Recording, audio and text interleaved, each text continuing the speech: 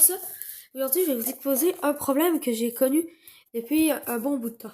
Je joue au badminton avec mes amis et j'ai remarqué que le volant prenait dans le vent très facilement. C'est ainsi que j'ai eu l'idée de créer un volant qui ne prend pas dans le vent. Voici un concept. Et je vais vous montrer tout le long de sa conception. Ce projet est réalisé avec Tony et j'espère que cette vidéo vous plaira. Premièrement, il faut que je vous explique les plans. C'est simple.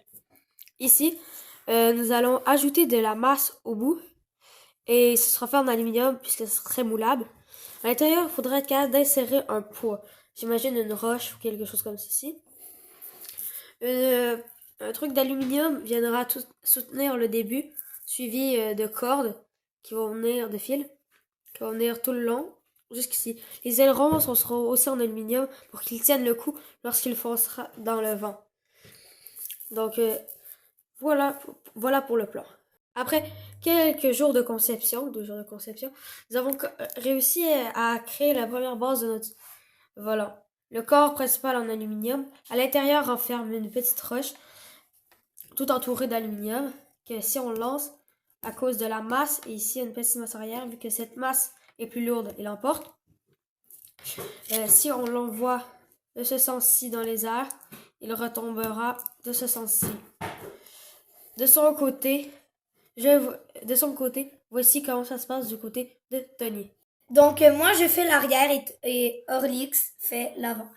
Donc, pour l'arrière, il faut faire des coupures de cordes pour ensuite toutes les attacher une après les autres.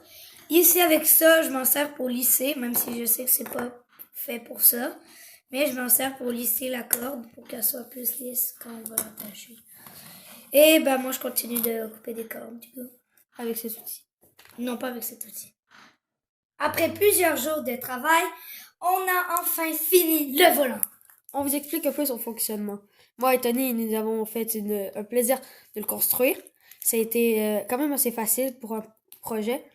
Alors, l'arrière, ici, nous avons comme un poteau de stabilisation. Donc, quand on le lance, ça vous permet de stabiliser un peu notre lancer. Ici, c'est la partie dure, c'est ce qui ne fait pas prendre dans le vent. Et nous avons les raquettes pour tester. Donc, si je vous montre ici, je lance le volant. Voilà, vous avez vu, il retombe sur sur ce sens-ci. Donc si je l'envoie comme ça, à cause de la masse, il s'envoie de ça. Il retombe comme ceci. Donc, c'était la partie la plus difficile du projet. Les fils en arrière, ça sert à ajouter de la friction dans l'air. Ils ne rentrent pas trop rapide. Ils restabilisent un peu. Le bout sert vraiment à ajouter de la masse.